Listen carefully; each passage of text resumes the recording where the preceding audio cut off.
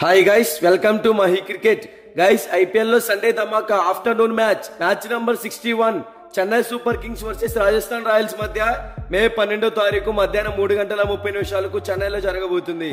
ఈ రెండు టీమ్స్ మధ్య మ్యాచ్ అంటే చాలా క్రూషియల్ అని చెప్పుకోవాలి. ఎందుకంటే ఈ మ్యాచ్ చెన్నై టీం కి ఇంపార్టెంట్ మ్యాచ్. ఈ మ్యాచ్ మనకి ఎంఏ చిదంబరం స్టేడియం చెన్నైలో జరగబోతుంది. MA Chidambaram stadium pitch reports గురించి మాట్లాడుకుంటే పిచ్ అనేది బ్యాటింగ్ ఫ్రెండ్లీ పిచ్. ఈ వెన్యూలో ఇప్పటి వరకు టోటల్ గా 81 మ్యాచెస్ జరిగాయి. అందులో ఫస్ట్ బ్యాటింగ్ చేసిన టీం 57% అయితే విన్ అయింది. సెకండ్ బ్యాటింగ్ చేసిన టీం 42% అయితే విన్ అయింది.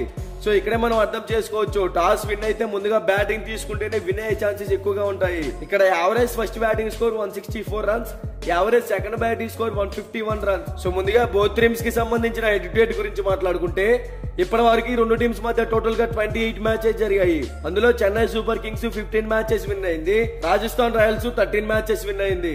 So head to head records లో కొంచెం చెన్నై టీమ్ కే ఫేవర్ గా ఉందని చెప్పుకోవచ్చు. ఇక బోత్ టీమ్స్ గురించి మాట్లాడుకుంటే చెన్నై సూపర్ కింగ్స్ ఓపెనర్స్ గా జింగే రహానే, రచిన్ రవీంద్ర వీళ్ళిద్దరు కూడా ఎక్స్ట్రాడినరీ ఓపెనర్స్, మంచి ఫామ్ లోనే ఉన్నారు. రహానే లాస్ట్ మ్యాచ్ లో ఇంపాక్ట్ ప్లేయర్ గా టీమ్ లోకి వచ్చాడు, రావడంతో అవుట్ అయిపోయాడు. తర్వాత Rachin Ravindra excellent hitter, first లో మంచి ఫామ్ లో కనపడ్డాడు, కానీ ఇప్పుడు చాలా వీక్ గా కనపడుతున్నాడు.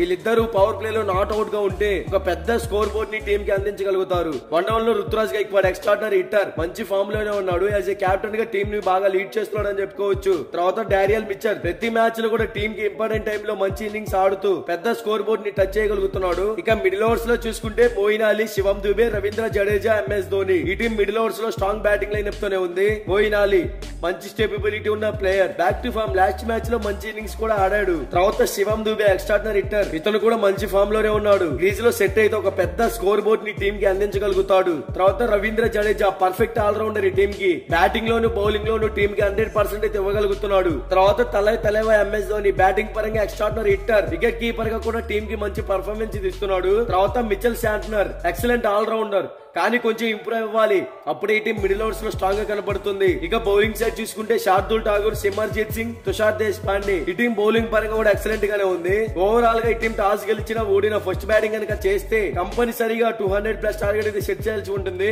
అప్పుడే ఈ టీం విన్ అయ్యే ఛాన్సెస్ క్రియేట్ చేసుకోవచ్చు. ఇక రాజస్థాన్ రాయల్స్ గురించి మాట్లాడుకుంటే ఈ టీం ఓపెనర్స్ గా యశస్వి జైస్వాల్, జాస్ బట్లర్ వీళ్ళిద్దరు కూడా మంచి ఫామ్ లోనే ఉన్నారు. టీమ్ కి పవర్ ప్లే లో ఒక పెద్ద స్కోర్ బోర్డ్ ని అందించగలుగుతున్నారు. వన్ డౌన్ లో captain Sanju Samson as a captain గా టీమ్ ని బాగా లీడ్ చేస్తున్నాడు. బ్యాటింగ్ లో కూడా 100% ఎఫర్ట్స్ అయితే పెడుతున్నాడు. తర్వాత రియాన్ పరాగ్ మంచి స్టెబిలిటీ ఉన్న ప్లేయర్, గ్రీజ్ లో సెట్ అయితే ఒక పెద్ద స్కోర్ బోర్డ్ ని కూడా టచ్ చేయగలుగుతాడు. ఇక మిడిల్ ఓవర్స్ లో చూసుకుంటే శుభం దుబే, రోవెన్ పవెల్, డొనోవెన్ ఫెరోరియా, రవిచంద్రన్ అశ్విన్.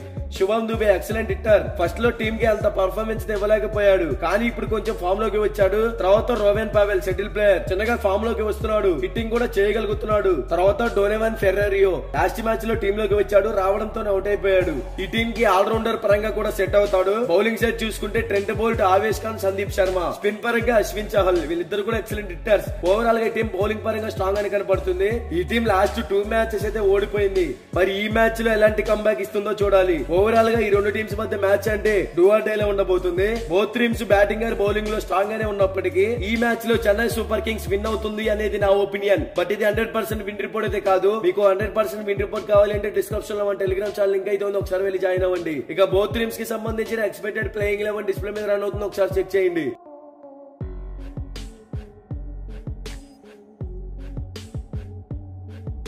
మీకు ఈ వీడియో నచ్చినట్లయితే లైక్ చేయండి, కామెంట్ చేయండి, సబ్స్క్రైబ్ చేసుకోండి. అలాగే ప్రక్కనే ఉన్న గంట సింబల్ యాక్టివేట్ చేసుకోండి. Thank you for watching.